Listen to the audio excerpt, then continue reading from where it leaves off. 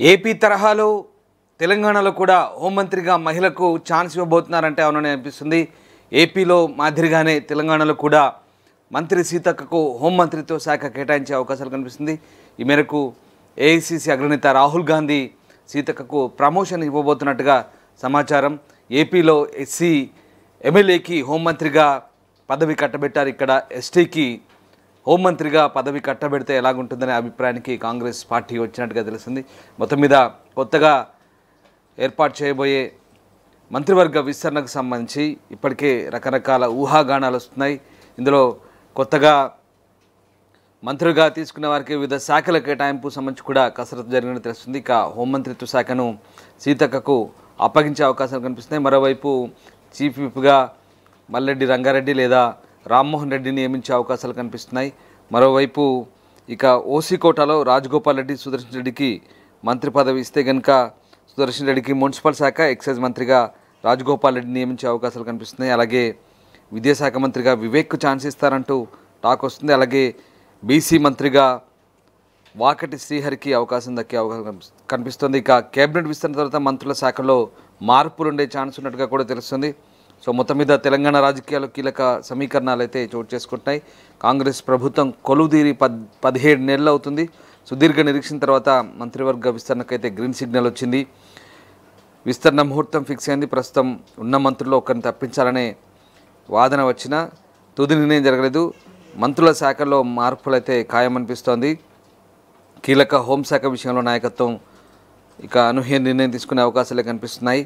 తెలంగాణ మంత్రివర్గ విస్తరణ పార్టీ అధినాయకత్వం ఆమోదం తెలిపింది. ఉగాది లేదా ఏప్రిల్ 3న మంత్రివర్గ విస్తరణ చేపట్టే అవకాశం కనిపిస్తోంది. ఇక పార్టీ పదవులు రాని వారికి ముందస్తు బుజ్జగింపుల తర్వాత విస్తరణ చేపట్టాలని నిర్ణయించారు.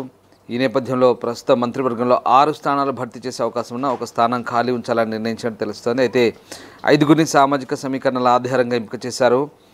ఇక ఉగాది వరకు మంచి రోజులు లేవని, ఈ నేపథ్యంలో ఉగాది రోజు కొత్త మంత్రుల ప్రమాణం చేయనున్నారంటూ పార్టీ వర్గాలు చెప్తున్నాయి. ప్రస్తుతం ఖరారైనట్టుగా చెప్తున్న వారిలో 2 రెడ్డి, ఒక బీసీ, ఒక ఎస్సీ, ఒక మైనార్టీకి అవకాశం దక్కబోతుంది. బోధన ఎమ్మెల్యే సుదర్శన్ రెడ్డి, మునుగోడు ఎమ్మెల్యే రాజగోపాల్ రెడ్డి పేర్లు వినిపిస్తున్నాయి. అయితే రాజగోపాల్ రెడ్డి సోదరుడు వెంకటరెడ్డి ఇప్పటికే మంత్రిగా ఉన్నారు. నల్గొండ నుంచి 2 రెడ్డి వర్గానికి చెందిన వారి మంత్రులుగా ఉండడంతో రాజగోపాల్ రెడ్డి అవకాశం పైన తుది వరకు సస్పెన్స్ కొనసాగే అవకాశం అయితే కనిపిస్తోంది. మొత్తం మీద ఇటు ఎస్సీకి సంబంధించి కూడా మాల సామాజిక వర్గం చెందిన వివేక్ వెంకటస్వామి పేరు దాదాపు ఖరారైనది. బీసీల నుంచి ఉమ్మడి మహబూబ్నగర్ జిల్లాకు చెందిన వాకిటి శ్రీహరి పేరు ఖరారైనట్టు తెలుస్తోంది. మునురు కాపు వర్గానికి అవకాశం ఇవ్వాలని భావిస్తే ఆది శ్రీనివాస్కు ఛాన్స్ దక్కే అవకాశం ఉంది. ముస్లిం సామాజిక వర్గానికి సంబంధించి మంత్రివర్గంలోకి తీసుకోవడానికి ఎమ్మెల్సీ అమీర్ అలీ ఖాన్ ఒక్కరే చట్టసభల్లో అందుబాటులో ఉన్నారు. కొత్త మంత్రుల రాకతో శాఖల మార్పుల్లో ఒక నిర్ణయానికి వచ్చినట్టు తెలుస్తుంది. ప్రస్తుతం ఉన్న 3 మంత్రుల శాఖల్లో మార్పులు ఉండబోతున్నాయి.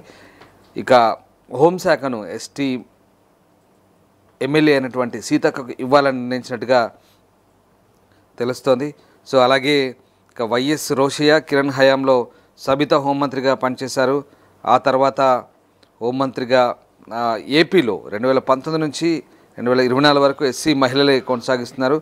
ప్రస్తుతం ఏపీలో ఎస్సీ వర్గానికి చెందిన అనిత హోంమంత్రిగా కొనసాగుతున్నారు. అలాగే అదే ఫార్ములాని తెలంగాణలో కూడా ప్రవేశపెట్టే అవకాశం కనిపిస్తోంది. ఈ నేపథ్యంలో అటు కోమటిరెడ్డి రాజగోపాల్ రెడ్డి తనకు హోంశాఖ అంటే ఇష్టమని తాజాగా వ్యాఖ్యానించారు. ఇక విద్యాశాఖ వివేక్కు అప్పగిస్తారని తెలిసింది. వాకటి శ్రీహరికి బీసీ సంక్షేమ కేటాయిస్తారంటూ కూడా సమాచారం. మరోవైపు మున్సిపల్ అడ్మినిస్ట్రేషన్ సుదర్శన్ రెడ్డికి కూడా అప్పగిస్తారని తెలుస్తోంది. సో మొత్తం మీద మంత్రివర్గ విస్తరణకు సంబంధించి చివరి నిమిషంలో ఎలాంటి మార్పులు చోటు చేసుకుంటాయో రాజకీయంగా ఉత్కంఠ అయితే కొనసాగుతుంది. సో ఇటు సీనియర్ నేతలు మల్లు భట్టి విక్రమార్క, అలాగే ఉత్తమ్ కుమార్ రెడ్డి, పొంగులేటి వారి కీలక శాఖలను అయితే నిర్వర్తిస్తున్నారు. వారికి కేటాయించిన అదనపు శాఖల్లో కూడా కోతపడే అవకాశం కనిపిస్తుంది.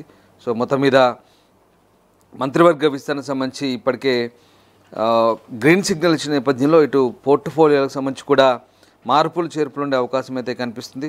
సో ఓవరాల్గా ప్రస్తుతం ఉన్న మంత్రివర్గ శాఖల్ని అటు ఇటుగా మార్చే అవకాశం ఉంది. అదనంగా ఉన్న శాఖల్లో పౌర సరఫరాల శాఖను జూపల్లి కేటాయించి ఆయన వద్ద ఉన్న ఎక్సైజ్ శాఖను రాజగోపాల్ రెడ్డికి అవకాశం దక్కితే ఆయనకు ఇవ్వాలనే ప్రతిపాదన తెర మీదకి వచ్చింది. ఇక పొంగులేటి శ్రీనివాసరెడ్డి రెవెన్యూతో పాటు గృహ నిర్మాణం, సమాచార శాఖలు నిర్వర్తిస్తున్నారు.